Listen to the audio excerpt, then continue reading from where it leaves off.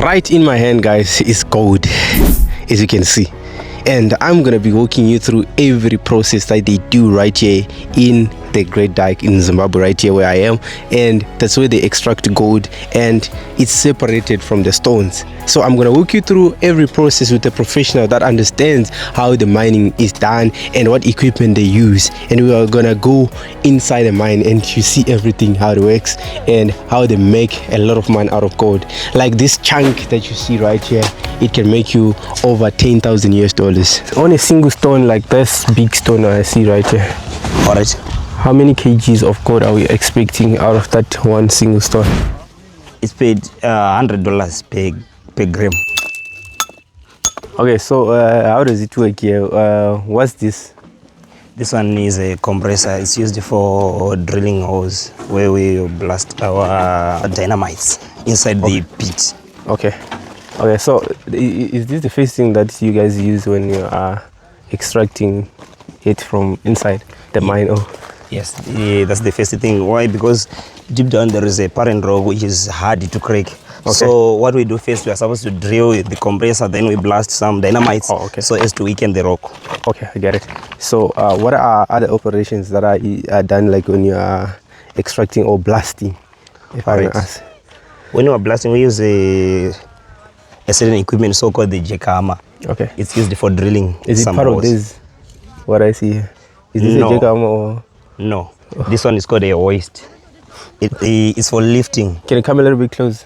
It's for lifting either people from the pit. It's for transportation. Yeah, a sort of just like a crane. Okay. Yeah, to transport people from deep down, or transporting ore from underground. Oh, okay. Yeah. Okay. Okay. What does it come with? Like, does it come from this? I mean, how do you put it? Like, do you use shovels to take it out, or I see there's these things that I don't understand. Right. This one, yes, we use shovels to load this so-called bunga. When it comes to Chikoroko Zajago, right? Yeah, it's called a bunga. We use the shovel to load it. To load it in there, and then you pull it out. Yes. And even if you want to go inside, you just get inside. You get inside of. Oh, that's actually used for transportation as well. Oh, sort of. Okay, so is there any any of these inside already? Yes, already we've got 2 inside. And how deep is the shaft? The shaft is almost 30 meters. Yeah, 30 meters. That is interesting. So you go 30 meters, and does it go down straight, or you can also move sideways? It goes straight 30 meters. Then if you reach 30 meters, there is a tunnel which goes this way, and a tunnel which goes this way. The tunnel this side is almost 30 meters long. Going this way? Yeah. And this side we've got almost 10 meters. And that shaft is strong, that it doesn't fall apart, that it might close up whilst you are inside. When it comes to, just as what I have said before, the rock deep down there is very hard. Okay, so it's only rocks underneath? Yes, there is a parent rock deep down, which is very strong. Okay. It doesn't crack that easy. Okay.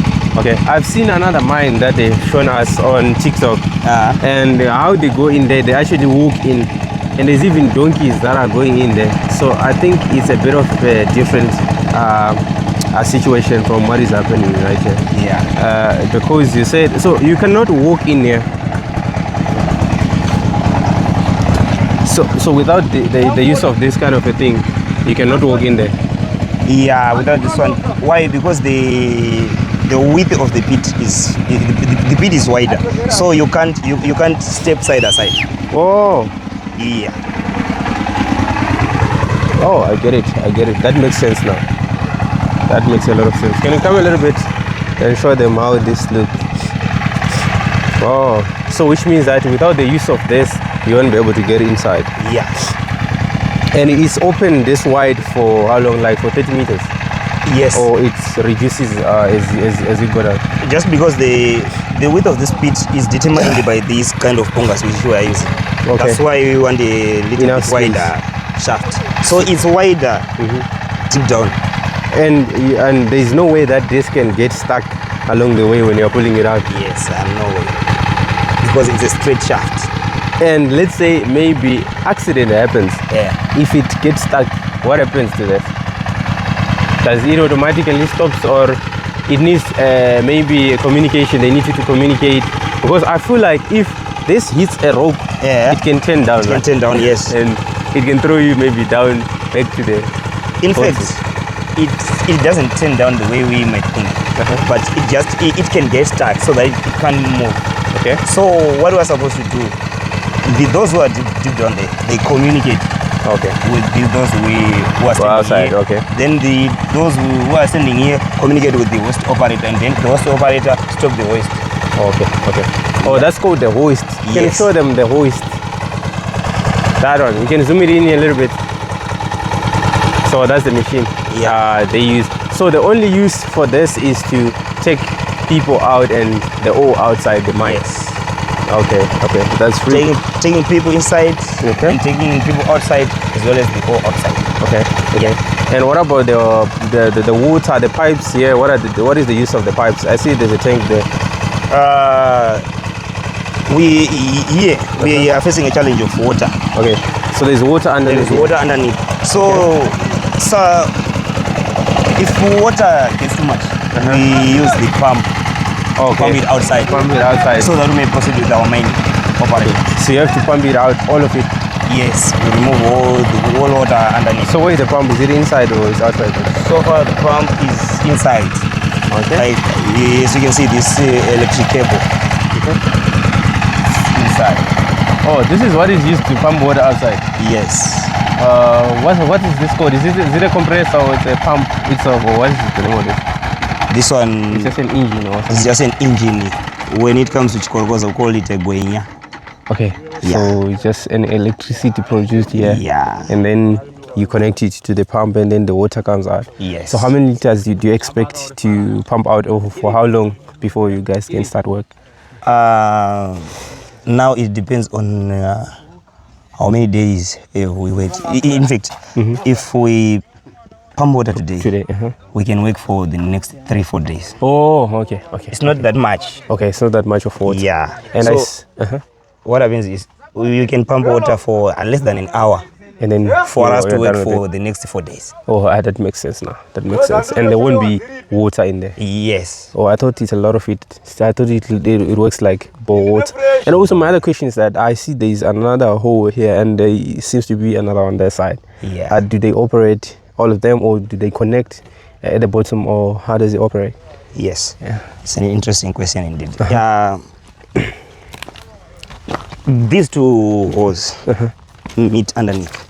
Okay. So the main purpose of having numerous holes is for aeration, so that the gases of the dynamites which we have blasted won't stay any longer inside. Oh, okay. So too many holes improves aeration and ventilation also. Ventilation as well. Yeah. Oh, it needs a lot of ventilation for you to be able to breathe in there, and also for the blasting to be able to raise it a bit quicker. So okay, so tell me, man, like about the thing when you are putting those whatever thing that you use to blast the stones and all that, how long does it take before you guys get inside? Or after you maybe set the, what do you call that, the one that you use to blast the stones, how long do you take for you to get inside? Right. In most cases, we take 2 hours. Why? Because after blasting, we take the compressed air inside, we blow so that the gas can come out quickly. So after 2 hours, the environment will be conducive for us to work. Okay. Yeah. Okay.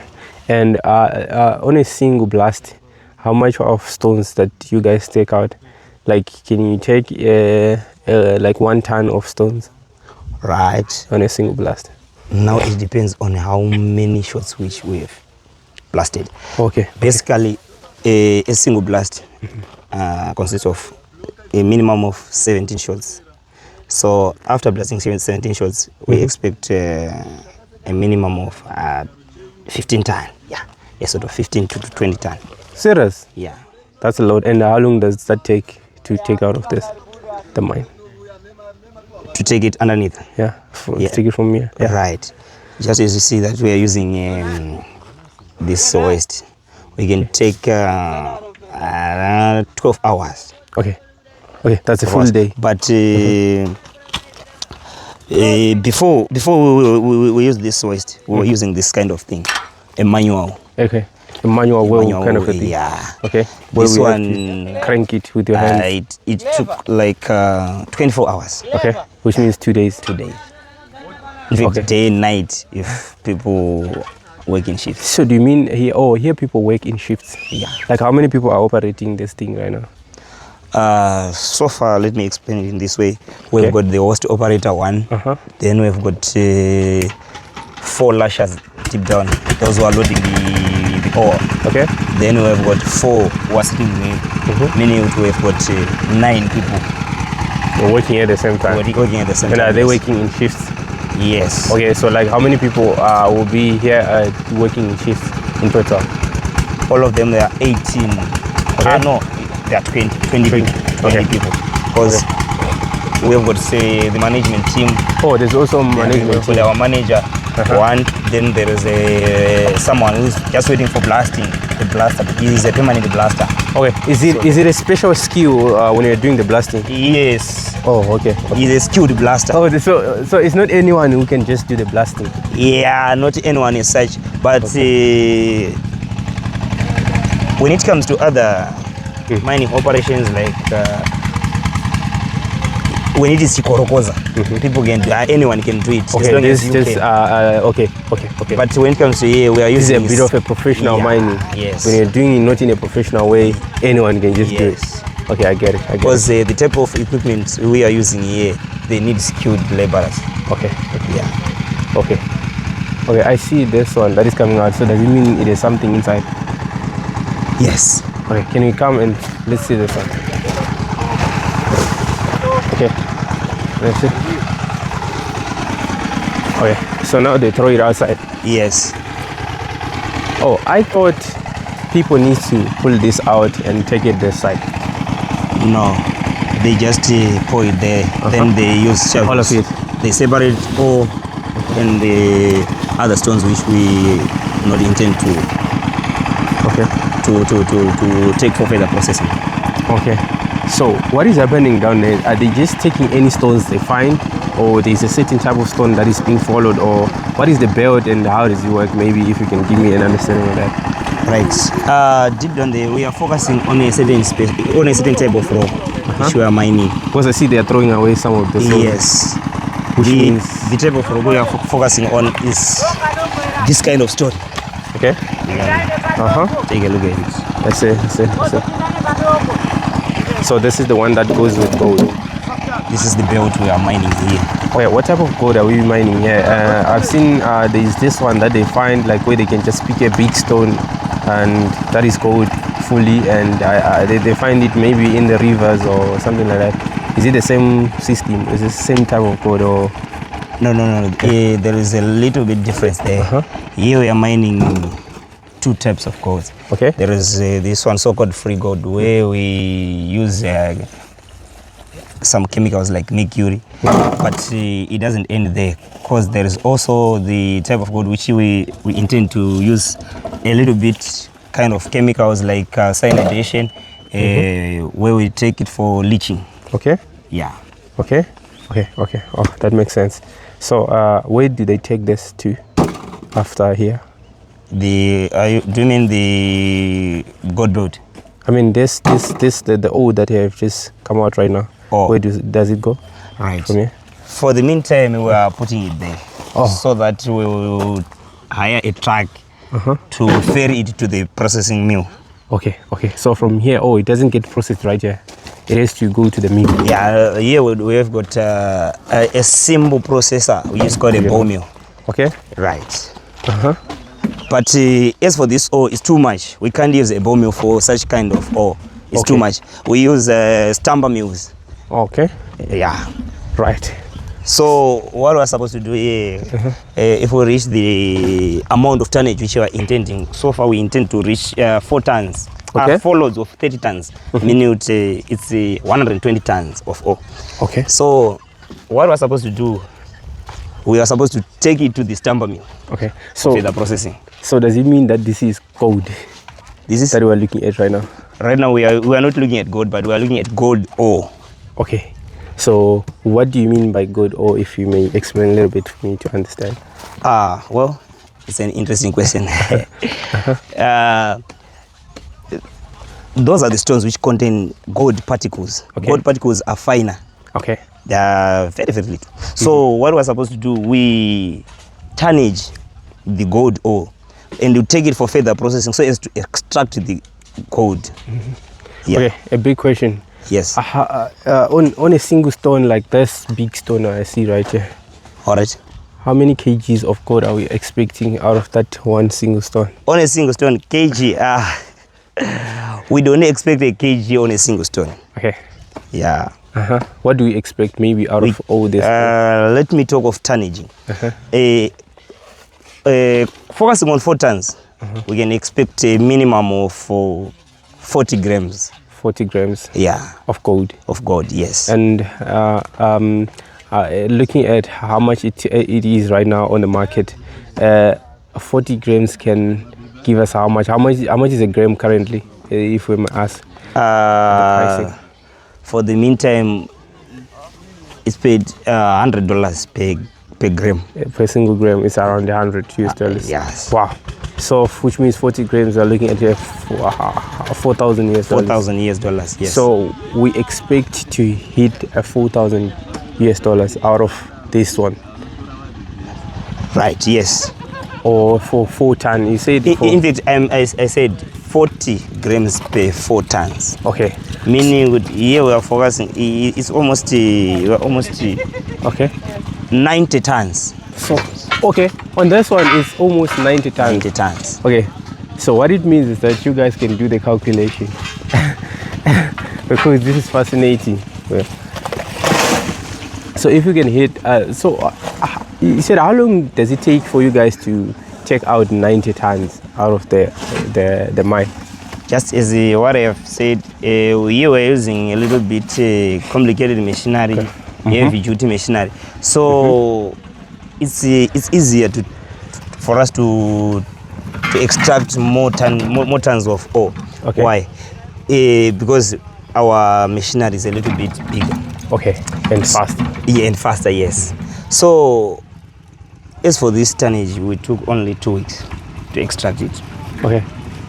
To extract 90 tons. 90 tons. Were you guys working on a daily basis or maybe right off? These people are working day and night. Okay. There are shifts. Certain people work on a day shift and others work on a night shift.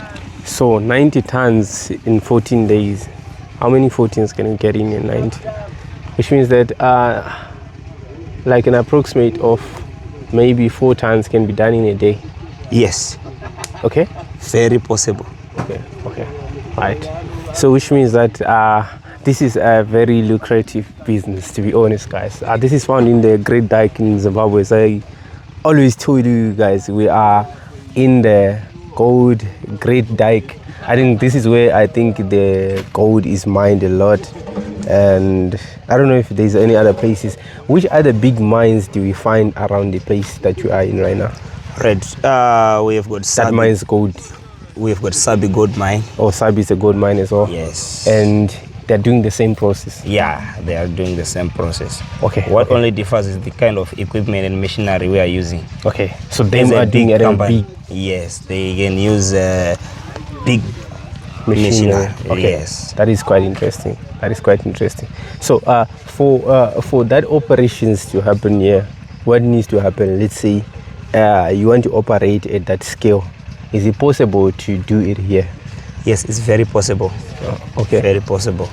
As long as our gold deposits don't deplete, we can reach that level. Okay, so there's a possibility that the deposits can deplete? Yes. Yes, depletion may occur at any time. What happens? What makes it deplete? Is it because maybe some belts get to an end, or what happens? Or maybe you lose track of the belt, or you can lose track of the belt, or you can just see the gold deposits the sample can decrease. Okay. So if the sample decreases, what it means is we can't do business on a loss. Okay. We can't run a business on a loss because this is business. Yes.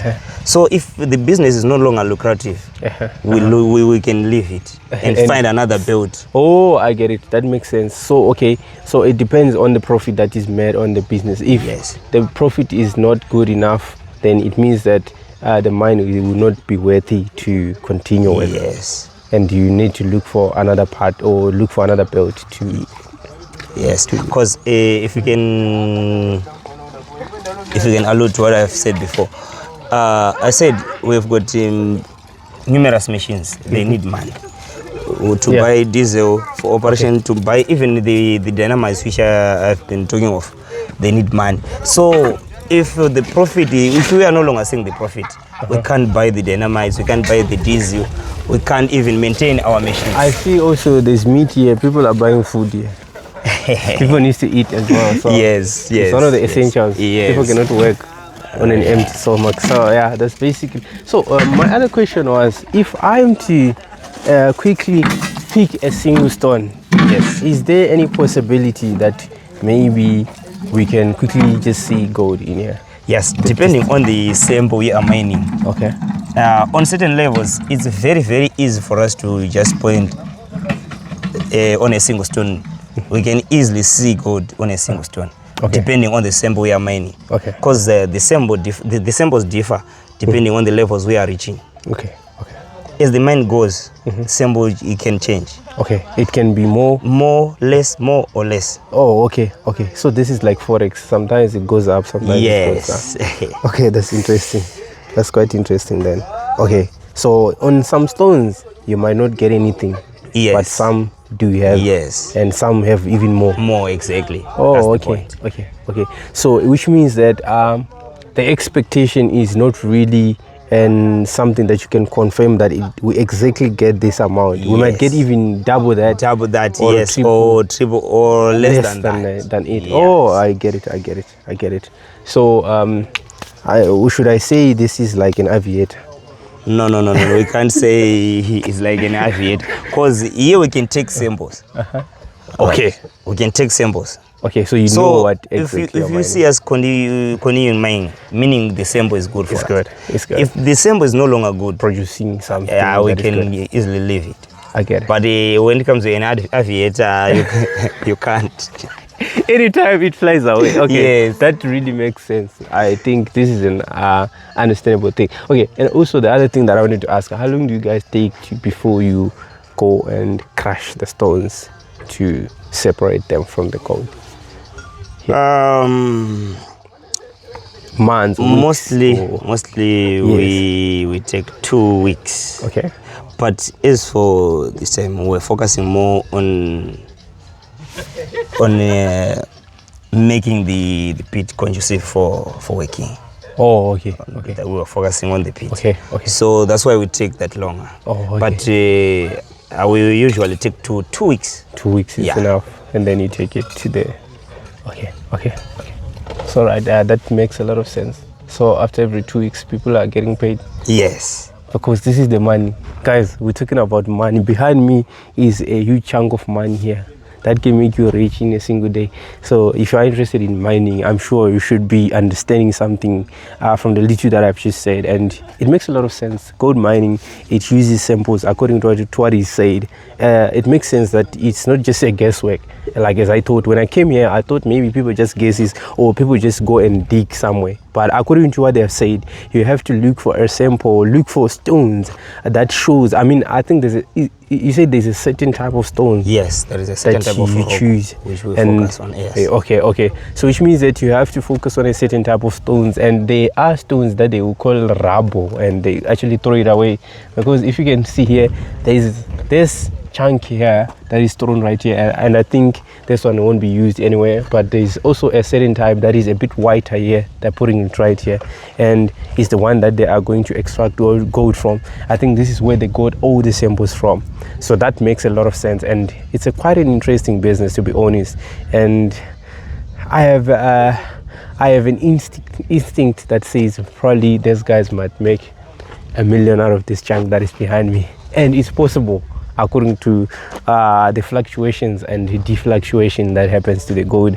And also looking at the gold market right now, it's quite high. When I was here in Zim some time ago, which is 10 years ago, gold was costing on a single gram, it was like around $25 US, and now it's at $100 US. That makes it shows that the gold market is still going up, which means that if you have a single gram, you still have a good money if you just make a gram. So like if I'm just looking for a single gram, how much of stones should I maybe look for to make a gram? Let's say I'm just an independent miner who is looking to just make some money, like what you call makorokos at the side, those people that are doing an illegal mining whereby they just go and look for stones and to crush as well. Right. As for this belt we are mining, the level we have reached now is paying a minimum of 3 grams per ton. Okay. So you can easily divide. Oh, okay. Okay, that is interesting. 3 grams per ton. That is interesting. So meaning, if you want a single gram, you can just divide. Okay. I get it.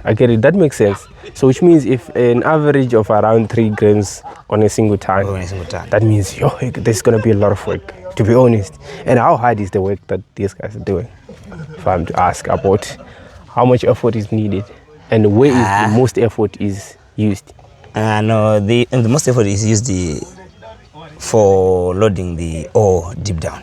Deep down, I can say that's the hardest part of work. Okay, that is interesting. Okay, so you say that the people go down in there, and then after they go down, they also open the shaft. I mean, they use a jackhammer to drill some drill the holes. Then they blast some dynamite so as to weaken the rock, and then after that, they pick those stones. And put them inside a boom. Yes. And then after it, and then they pick it up. Yes, using a hoist. Unlike before, when we were using it, that didn't dry. That one needs a lot of effort. Now they use this machine to pull it out. To pull it out, yes. And then after that, you carry it to the side, and they do the separation right there, taking out the rubble this side. Yes, they select that type of rock which contains the gold ore. They take it aside. Okay. And they put. What about the people inside? Do they collect every stone that is inside? Yes. Okay, they don't select in there. They don't select. Okay. Wow. Oh, so as to clean the area to make it the part look clear. Okay. I get it. So that makes a lot of sense, guys. I hope you guys understood something and you have learned something here about gold mining. And to be honest, I'm so keen to understand everything how it works, and I wish to also get inside and see how it works, but I'm a bit scared, and I don't think that might happen, to be honest, because I have a lot of insecurities. That's me for real, because I just feel like, I mean, you can get buried in there if you try to get inside, but it seems like people are working day and night, which means that it's something possible. If another man can do it, I can also do it. Yeah. So you said this is the only mine that you guys are working on. Yes. At the moment. At the moment, well. And you have said there's also another side where you are doing maybe the processing or something. Yes, the processing of some stones. Not too much. Is it far from process? It's just 100 meters away, but it's part and parcel of this mine. Of this mine. Yes. Why is it not being done here? No. We put it there because sometime before we were facing a challenge of water. So it was a little bit near to the water source. I get it. So that's why we. It works with the water. With water, yes. So what happens? You put water inside to crush it. Yes, we put water. We put water inside the. I can go and show you so that it may be simple for me to explain it. Okay, so what happens here? Just as I was saying, this is what we call a ball mill. It's used for processing little quantities of gold ore. Okay. Yeah. So this is where you put the stones in. We put the stones in. It uses these bowls for crushing stones into powder. Okay. Right. After that, we put stones and these bowls inside, as well as water.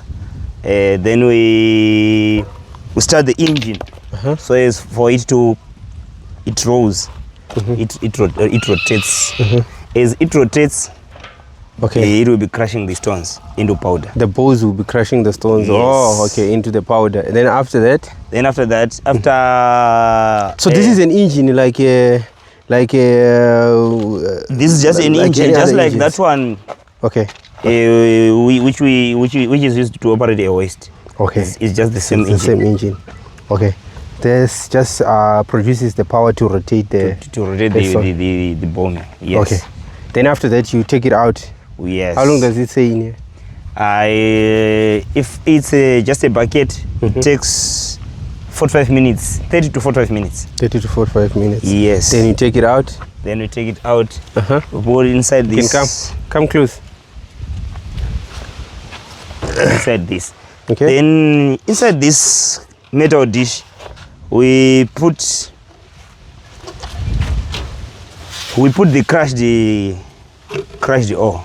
Okay. And mercury. Okay. Yeah. When it's crushed, it's like this. Yes. Okay. So you put this and oil and what? Mercury. Yeah. Okay. The mercury, then it holds the gold deposits. Oh, so it looks like there is some mercury in here, or what? This one, inside this one, there is no mercury. We have taken it. Oh, everything is done on this one. It's done, yes. This one is just So this is the final process where it's done to separate the stone with the gold. With the gold, yes. So is this the best way of doing it? Yes, this is the best way. Okay. So the type of gold that is found in here will be taken by the mercury. By the mercury, yes. So what happens? How do you mix it? You put the mercury inside, so you pour it in, yes. And then you put water. Then you use the stone. You start also crushing it with the stone. Yes, you start to crush it further. Okay. Yes. Then it become more powder. Yes. And then after that, you separate it. Then after that, you separate the mercury from the soil. Okay. How do you do that? Yes, you put it inside this dish again. Then if you put this crushed ore inside together with the mercury, then you take water. There's no water here. Okay. If you put the water inside, then you start doing like this. As you can see, this is what will be happening. The soil will be coming out of the dish, and the mercury remains. It remains here. Oh, okay. Then you take the mercury inside this cloth, like so. Suppose this is the mercury. Okay. You put the mercury inside in there. Then you squeeze it. As you're squeezing, the mercury will come out. Then the gold deposit remains in there. Inside. Oh, now you're separating. Oh, so first thing we separate the ore from the gold from the ore, and then after that you separate the mercury from the gold. From the gold, yes. And that's the final process. And then after that, what happens? You go and sell the gold. Then you go to Fidelity printers. That's the certified gold buyers. Those are the certified gold buyers here. Soon after separating it from the mercury, or there's another process that needs to be done. Right. After separating it, we then further process it to become pure gold. How? Using the first process we use the acid. Okay. So acid also burns the mercury that is burns the mercury as well as the certain impurities. Oh, okay. There are certain impurities which goes together with the gold.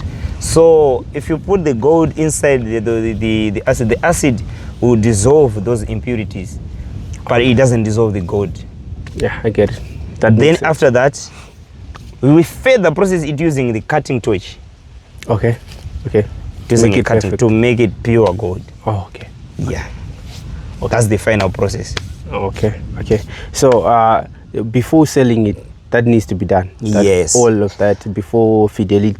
Yeah, in fact, the further processing, that process of using the cutting torch is further done at the market. Okay. At the marketplace. Here we just process it using acid. Okay. After using acid, then we go with it to the market, and then it's further processed using a cutting torch there. Okay. Okay, salute guys. I hope you have heard it all. This whole process of gold and separating gold from these stones that are found here. And as I told you guys, we are in Rishavane in the Great Dyke, where all these mining processes are done. If you can look this side, further this side, there is some kind of like a white soil that you see, right? It's a rock or what, but it's actually the remains of a mining that was done there, which is an asbestos mining, by the way, that was done a few years ago. And you see, like, it's not only gold that is mined this side. I think there's other minerals. What are other minerals that are mined around this area? Around this area, we've got diamond, which is mined at Morowa. Then even, although it's no longer functioning, asbestos. There's asbestos. Yes. Then if you go almost approximately 40 kilometers away, there is a Sandawana mine, where they are mining this one is so called what? I've forgotten the mineral. Oh, it's Tantalite. Yes, Tantalite. Oh, really? Yes. Okay, so is there any lithium here? Yes, they Sandawana, they also mine lithium. Oh, that's interesting. And also, what about coal and? Then we have got platinum. Okay, we have also platinum. Mimosa. Yes. Okay, yeah. So there is so many minerals that are mined this side. So if you're interested in mining, I hope you have understood something about mining. If you're interested in gold mining, you've seen this. Is it called gold panning, or what is happening here? Is this kind of gold panning, or we just call it gold mining? Yes. So yeah. So panning. if you're interested in gold mining, gold panning, I don't know if you guys know this kind of process, or if you want to add something to the comment section, just let us know.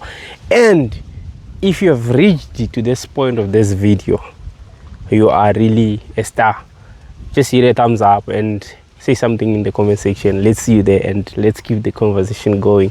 Make sure that you subscribe to our YouTube channel, guys. If it is your first time, yes, we are family, and we are always gonna be family. Each and every day you're gonna be producing a video right here in Zimbabwe. Salute guys, see you next time. So before we go, this guy is Takuza, by the way. I did introduce you. You guys. Salute.